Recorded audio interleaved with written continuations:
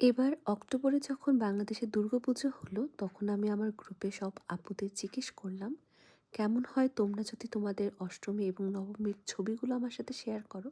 সেখান থেকে আমি একটা কলাজ ভিডিও বানাবো।" এবং সত্যি বলতে তারা এত সুন্দর সাড়া দিয়েছে। আমি প্রায় ১০০-র উপর আপুদের বা দিদিদের ছবি পেয়েছিলাম। সেখান থেকে আমি সবগুলো ছবি চেষ্টা করেছি, যতগুলো ছবি আমি ডাউনলোড করতে পেরেছি তা নামিয়ে একটা কলাজ ভিডিও করার।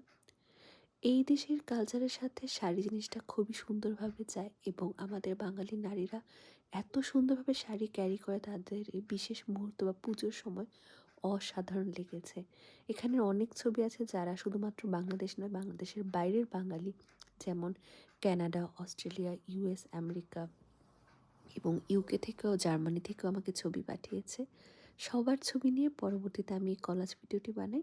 এখানে সবাই আমাদের পুজোর দিদি, তারা সবাই বাংলাদেশী। হয়তোবা তারা কাজের সূত্রে এখন দেশের বাইরেও কেউ আছেন।